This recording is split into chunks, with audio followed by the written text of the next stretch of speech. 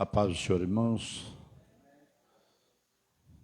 Estamos alegres. Hoje é dia de culto especial. É a reunião em que nós ministramos a ceia do Senhor, que tem um significado ímpar na nossa vida, na vida do cristão. Eu quero, nesta hora, convidar os irmãos a abrir as suas Bíblias no segundo livro dos Reis, capítulo 16.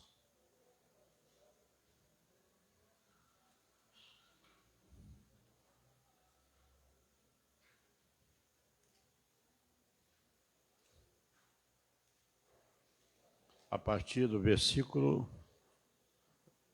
10, deixa eu ver aqui.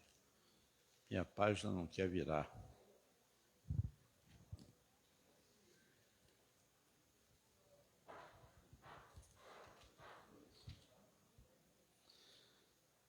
A partir do versículo 10, nós vamos fazer essa leitura. Eu quero ficar de lado para que os irmãos possam ler, estarei lendo junto com vocês no projetor. Segundo Reis, capítulo 16, a partir do 10. Então o rei Acaz foi a Damasco, a encontrar-se com Tiglat-Pileser, rei da Assíria, e vendo um altar que estava em Damasco, o rei Acaz enviou ao sacerdote Urias a aparência do altar e o modelo conforme toda a sua obra. E Urias, sacerdote, edificou um altar conforme tudo que o rei Acaz tinha ordenado de Damasco. Assim o fez o sacerdote Urias, antes que o rei Acaz viesse de Damasco. Vindo, pois, de Damasco o rei, viu o altar e o rei se chegou ao altar e sacrificou nele. E queimou o seu holocausto e a sua oferta de manjares, e derramou a sua libação e espargiu o sangue dos seus sacrifícios pacíficos naquele altar. Porém, o altar de cobre que estava perante o Senhor, tirou ele de diante da casa, de entre o seu altar e a casa do Senhor, e pô-lo ao lado do seu altar da banda do norte. E o rei Acaz mandou a Urias, o sacerdote, dizendo: no grande altar queima holocausto da manhã, como também oferta de manjares da noite, e o holocausto do rei, e sua oferta de manjares, e o holocausto de todo o povo da terra, e a sua oferta de manjares, e as suas ofertas de bebida, e todo o sangue dos holocaustos, e todo o sangue do sacrifício, espargirás nele. Porém, o altar de cobre será para mim, para inquirir dele. E fez Urias, o sacerdote, conforme tudo quanto o rei Acaz lhe ordenara. Podemos sentar-nos.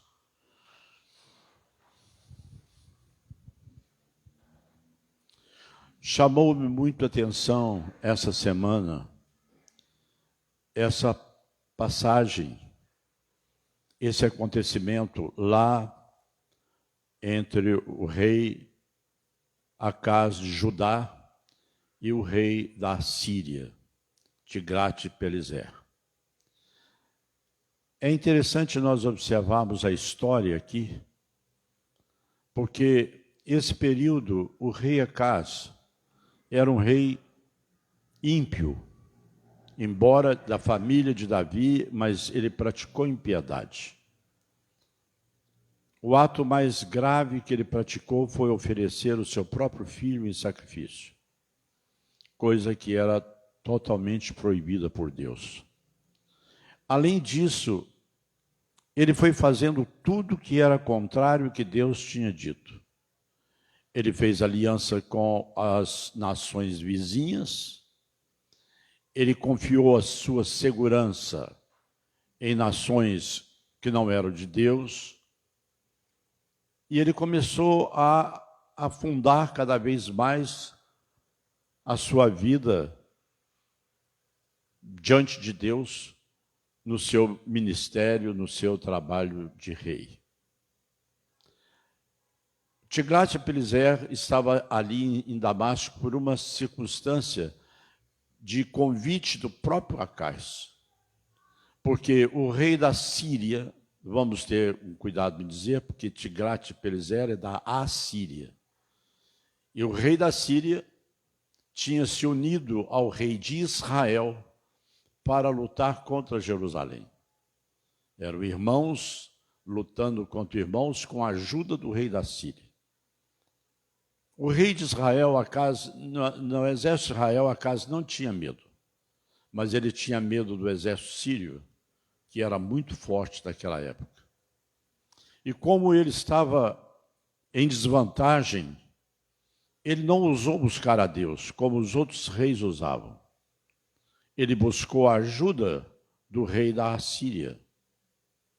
E ele fez uma aliança, ele procurou fazer uma aliança com o rei da Síria, com medo exatamente do ataque que Judá estaria trazendo, Israel estaria trazendo para ele.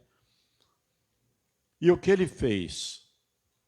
Ele mandou ouro, prata, tudo de valor que estava na casa do Senhor em Jerusalém, ele mandou para a Síria, como pagamento da ajuda que o rei da Síria ia dar para ele vencer Israel e vencer o rei da Síria. É interessante observar que Israel era um reino já dividido de Judá. Israel era o reino do norte, enquanto Judá era o reino do sul. E o Israel estava lutando contra o rei de Judá, como querendo conquistar novamente Jerusalém.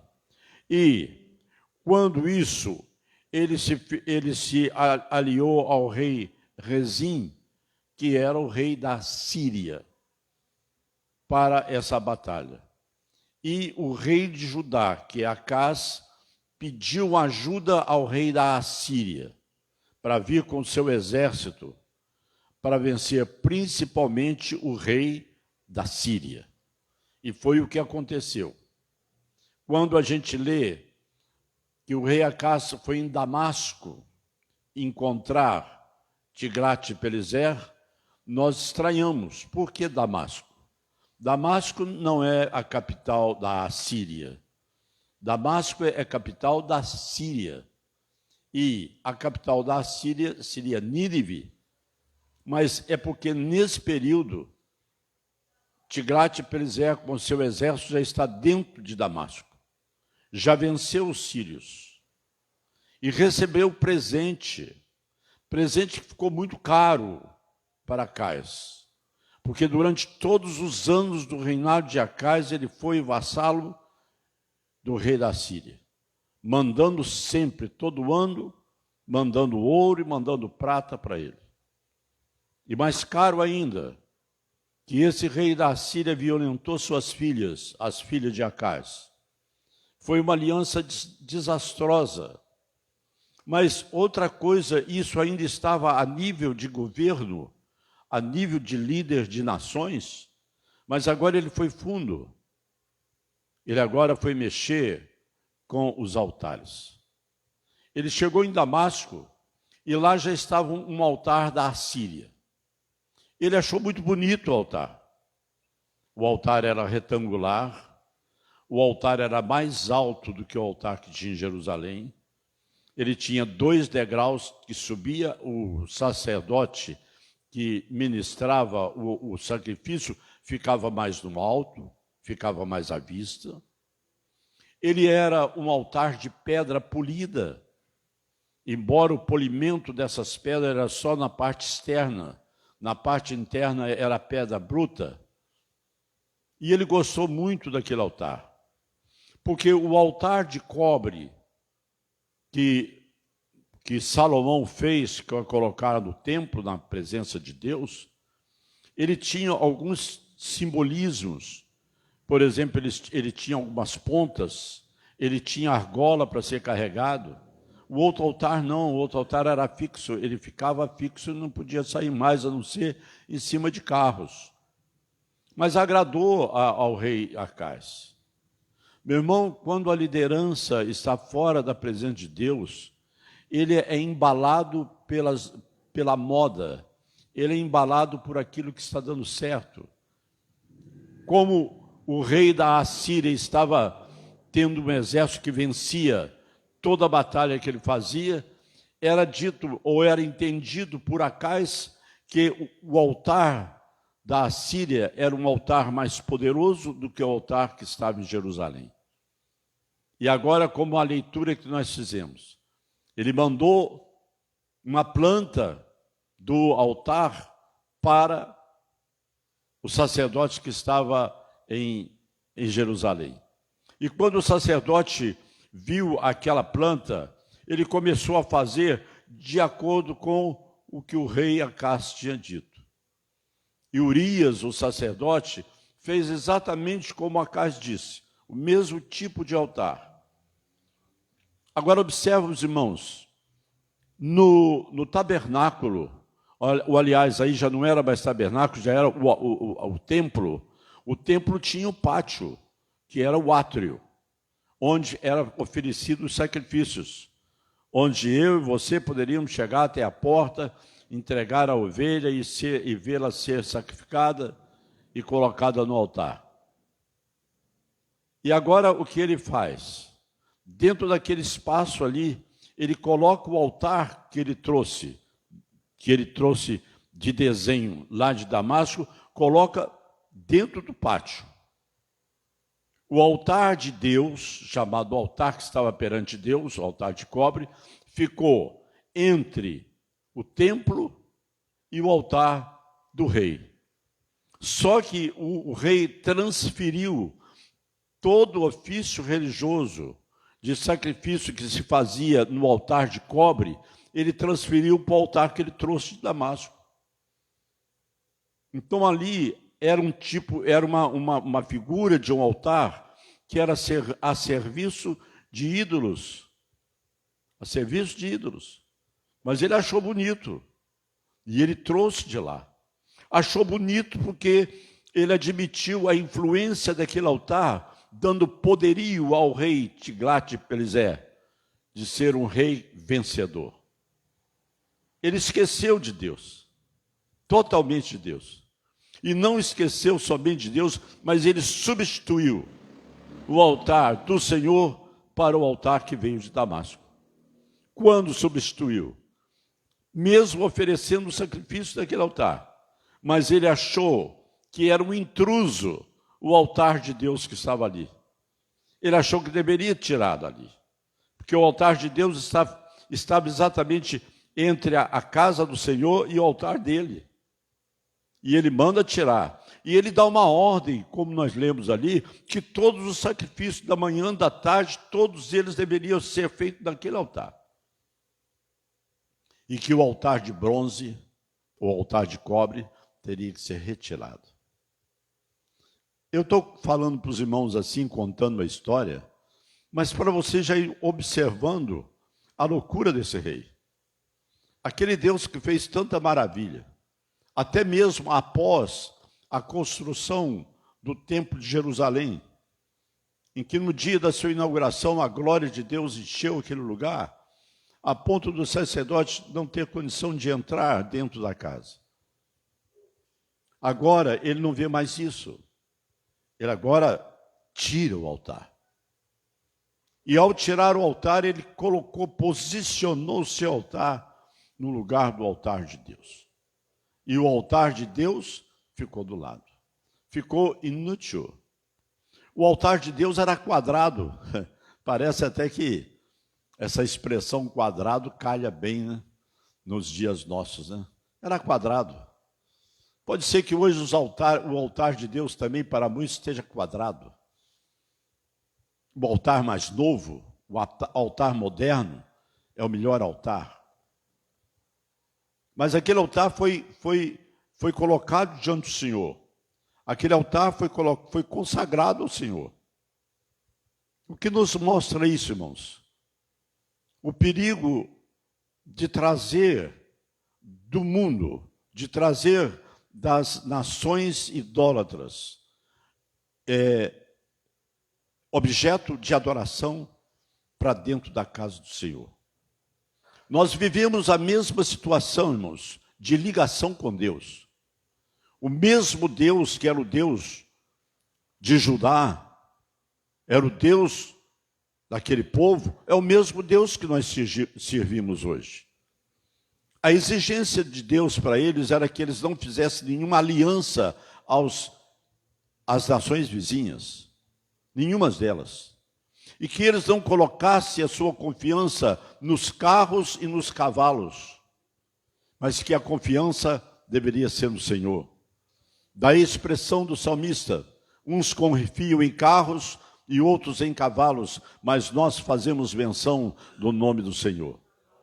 Essa palavra do rei, do salmista, foi esquecida por Acais. Foi totalmente esquecida por Acais. E Acais agora faz essa loucura. Ele vai lá em Damasco, e o altar não era de Damasco, estava em Damasco, mas o altar é da Assíria, e traz o altar para dentro do pátio da casa de Deus. E a partir dali, todo ofício seria feito ali. Todo sacrifício seria feito ali. Isso me chama a atenção de uma maneira muito clara, irmãos, para os nossos dias hoje. O mundo tem entrado na igreja, mas tem sido permitido entrar. Tudo que agrada lá fora é mais bonito, está vindo para a igreja. Em todas as áreas. Em todas as áreas. Quer seja na área administrativa, quer seja na área eclesiástica. Lá está se dando bem. Então traz para cá. Vocês veem como que é aquele show deles? Viu a unção que tem no show deles? Aquelas luminárias em cima deles. Lá, o jeito pastor Alex falou domingo passado. Das pessoas que se emocionam por adquirir o ingresso para entrar num show desse. E para chegar mais perto do artista. Aí, os Acais chegam lá e vê aquilo lá e falou: por que não pôr lá na igreja? Por que não trazer aquele mesmo movimento, aquele mesmo ambiente? Você viu o ambiente? Embora não fale em Deus, mas estava todo mundo alegre. E a quantidade de gente que tem lá. Isso é sinal que está havendo uma aprovação. E buscam o altar lá de fora. E quer colocar o altar dentro da casa do Senhor. A seriedade disso, irmãos, não está na palavra de um pastor que está falando para vocês. Está dentro da palavra de Deus. O relacionamento do crente com o Senhor. Aquela fidelidade, aquela lisura, aqueles detalhes, eles estão sendo embrutecidos. Já não tem mais o brilho do cobre, agora é a pedra. O Senhor disse, quando falou a respeito do altar, ainda lá no deserto, ele disse: quando construir o altar, não coloque escada nele. Não coloque degrau nele, para que o sacerdote, ao subir ali, não veja a sua nudez. Qual era a nudez do sacerdote? Se ele usava uma saia, uma túnica comprida. Eram os artelhos dele, nem era a canela dele. Mas na hora do sacrifício não deveria ser assim. Deveria ter pureza, deveria ter reverência. Mas acaso soube disso. Ele esqueceu disso. E ele trouxe um altar que tinha degrau. Ele achou bonito. É muito bonito. O sacerdote sobe e fica lá no alto, assim, ó, colocando o sacrifício. E outra coisa, ele não é quadrado. Ele é retangular. É mais espaçoso. Eu não sei se isso fala alguma coisa para os irmãos. Para mim falou seriamente. Seriamente. O altar tem sido trocado. O altar tem sido trocado. E Urias, que era o sacerdote, foi de uma certa forma obrigado a fazer aquele altar. Obrigado a fazer aquele altar. Hoje é um culto de ceia, irmãos, em que ato que nós devemos fazer com reverência, sentindo nesse momento o respeito pelos elementos da ceia que está aqui. Aí você vai questionar comigo, mas a diaconisa que prepara aqui, ele comprou pão na padaria, no mesmo lugar que outras pessoas também compram para comer com seus parentes. Mas nós perdemos a fé que orando e consagrando esse pão, ele passa a representar o corpo de Cristo e que deve haver seriedade nisso. Não pode ter brincadeira em cima disso. A mesma coisa o cálice. Você compra no supermercado o mesmo suco que é colocado aqui. Mas ele não é para brincadeira, ele está na mesa. Essa mesa é consagrada ao Senhor. Infelizmente, as pessoas mais novas na fé não levam isso a sério. E diz assim, isso era no tempo do Antigo Testamento. Isso era no tempo do Antigo Testamento, não tinha problema. Esquece que Jesus um dia chegou em Jerusalém, entrou dentro do templo e foi jogando todas aquelas bancas que estavam lá, aquelas ovelhas amarradas nos curraizinhos, para cobrar preço alto. Para cobrar preço alto dos visitantes para ofertar, porque era o dia da festa. E eles não tinham condição de carregar a ovelha de onde eles vinham, tinham que comprar ali perto, e aí eles cobravam alto. O câmbio era valorizado, porque não podia fazer oferta com o dinheiro de fora, tinha que ser o dinheiro hebreu, o dinheiro dali deles, e eles tinham que trocar o dinheiro ali. E aí o câmbio subia. Tudo isso o senhor chamou de casa de ladrões. Casa de ladrões. E ele foi expulsando tudo dali. E diz assim, vocês estão fazendo da casa do meu pai. Ora, como pode Jesus ter falado isso? Deus mesmo disse que não habita em habitações dos homens. Ele não habita numa casa. Mas por que Jesus falava isso? Havia um sentido especial. Porque foi consagrado a Deus aquilo. A seriedade de consagrar alguma coisa a Deus, irmãos, cobra muito da gente. Eu não quero descer a detalhes aqui. Eu não quero descer até porque eu não tenho profundidade de conhecimento dentro disso. Mas muitas coisas têm decepcionado a gente, irmão, na casa de Deus. A pessoa alcança uma fama na casa de Deus de ser um cantor, depois ele faz o que quer fazer, todo mundo bate palma para ele. Depois, mais tarde, nós vamos ver a lama em que a pessoa entrou. E a gente fica apavorado, porque troca o altar. As composições musicais que chegam aqui no altar, como em qualquer outra igreja evangélica chamada música gospel, nós que estamos sentados no banco somos obrigados a ouvir, e às vezes até repetir cantando, quando não tem nada a ver com Deus, porque trocou o altar. Nós temos um hinário, que por sinal nem no púlpito está, chamado harpa cristã. Outras igrejas têm os seus hinários. Mas é difícil o Ministério de Louvor colocar um hino. Hoje eu ouvi vocês tocando um aqui da harpa. Parece até que vocês estavam adivinhando a mensagem de hoje. É difícil. Não, hino da harpa não. Hino da harpa é quadrado. É. Os hinos de inário, eles são passados por um crivo doutrinário. De pessoa séria que olha a letra do hino e vê se está dentro da doutrina, se está dentro das coisas de Deus. Não é um oba-oba, por causa do ritmo, a cadência do ritmo forte, que faz a pessoa balançar e dançar. Não, não é por isso.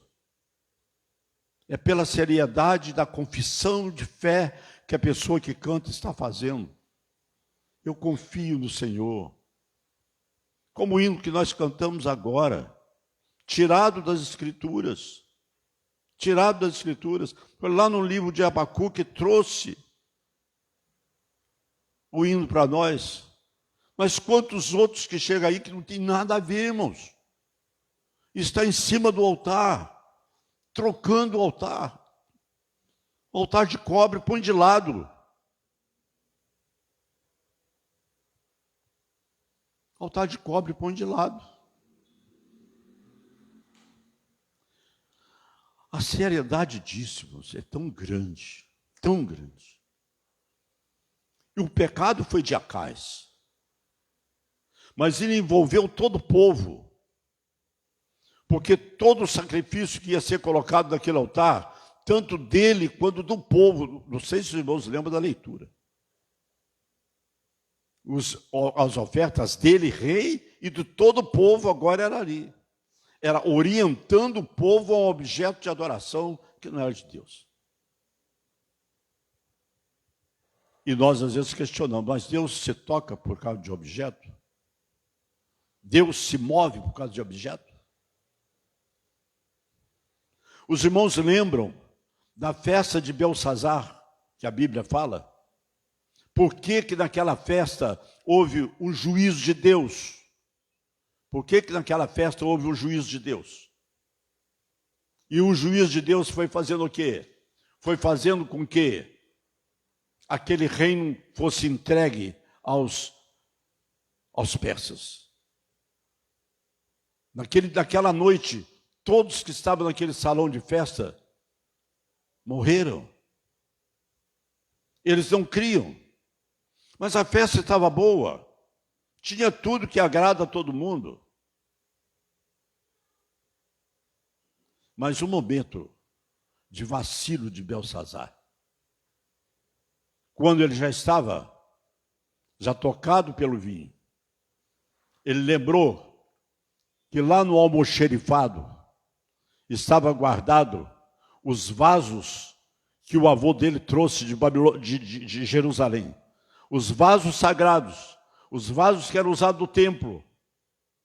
Eram vasos de ouro, de qualquer outro vaso que se teria o mesmo material. Mas ele era consagrado. Ele traz os vasos. Quando ele traz os vasos e coloca vinho para ele e para as concubinas, todas as mulheres que estavam ali, para as autoridades ali, aparece uma mão escrevendo na parede. E uma escritura que não era humana, uma escritura que não era da terra, mostrando a autoridade de um Deus que está lá no céu, que com ele não se brinca. A expressão dada é essa, de Deus não se zomba. Aí se pergunta ao pastor, por que há tempos atrás a igreja era tão alegre? Existia cura no culto. A pessoa vinha no culto e saía curado. Por que hoje não existe? Será que é porque o altar de Deus está de lado? Será porque o altar de Deus foi trocado? Eu não tenho nada a ver com Acais. E nem talvez os fazendeiros da época, os comerciantes da época de Jerusalém, tinha a ver com Acais, mas Acais era o rei e obrigou. Todo o sacrifício vai ser feito aqui. Ele direcionou as pessoas a um desvio espiritual. E isso foi embalando a sociedade de Jerusalém de tal forma que eles já não viam diferença entre o altar. O importante é oferecer ao Senhor. O altar não importa. Não é assim, irmãos. Não é assim. Não foi assim no tempo de Acais. O altar importa. O altar importa. A origem do altar importa. Eu não quero ser obsoleto, nem arcaico,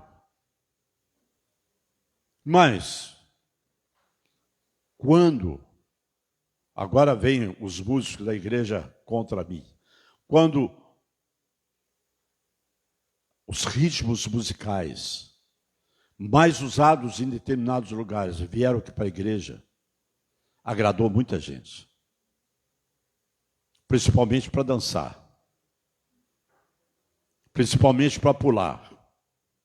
Agora, para louvar a Deus, não foi tanto. Eu estou dizendo o que o Senhor está pedindo para dizermos. Eu não quero um dia, na eternidade, dizer, era para eu dizer isso, eu não disse. Assim como Urias, eu não entendi o sinal que você me deu. Eu estou falando no sentido genérico. Agora, o que acontece? Essa troca de altar traz um mal-estar muito grande. Acais foi escravo de Tiglat-Pileser durante todo o seu reinado. Ameaçado. Ameaçado. Mas, graças a Deus, existiam homens fiéis ali dentro. Homens fiéis. Com o mesmo Tiglat-Pileser, que, se sentindo todo-poderoso, com o aval do rei, que serve a um Deus todo-poderoso, servia, ao Deus todo-poderoso, ele quer invadir Jerusalém. É o meu desafio. Eu acabo com esse povo. E ele vem desde Israel, como um rolo compressor, vem caminhando. E ele diz, através dos seus porta-vozes, nenhum Deus me segurou. Nenhum Deus me segurou. E eu estou chegando aqui em Jerusalém. E aí também não tem Deus para me segurar. Mas agora não era Acais que estava no governo. Agora não era Acais que estava reinando. Agora era Ezequias. Embora ser filho de Acais, mas ele olhou para o céu e viu que aquele que está lá é o que dirige todas as coisas. Aquele que está lá é o que protege. Aquele que está lá é o que batalha. Aquele que está lá é o que merece todo louvor, toda adoração. Mesmo com a simplicidade do altar de cobre. Mas é ali que o Senhor opera. E naqueles dias, que Tiglat-Pileser cercou Jerusalém com um exército infernal, tirano, ele desafia Deus. Não há Deus que me segura. Ezequias, junto com Isaías, prostraram diante do Senhor. Foram lá na casa do Senhor. Prostraram diante do Senhor. É só no Senhor que nós confiamos. E dizia para o povo, não tenha medo da ameaça do rei da Assíria, porque com ele está o braço de carne, mas conosco está o Senhor. E eles confiaram no Senhor. Diz a palavra que eles descansaram na palavra de Ezequias. E numa noite, o Senhor enviou um anjo e acabou com o exército assírio. Na quantidade de 185 mil soldados caíram naquela noite. Tiglat-Pileser volta sozinho praticamente com a sua comitiva para Nínive. E ao entrar no palácio, os filhos envergonhados daquilo que aconteceu, matam seu pai. Era o grande rei, dono do grande altar, que o incrédulo, o ímpio rei de Judá leva para pôr dentro do pátio da casa do Senhor. Meus irmãos, eu quero terminar aqui dizendo, com muita seriedade, tenhamos cuidado de quando nós vamos nos apresentar diante de Deus. Não é de qualquer maneira, não, irmãos. É apresentar de uma maneira digna de um rei, de um Deus todo-poderoso, que cuida e guarda-nos, protege dos males e nos dá o céu. Que o Senhor nos abençoe em nome de Jesus. Amém. Não me tenha como ácido. Se tem, existe o antiácido. Amém. Nós vamos, a partir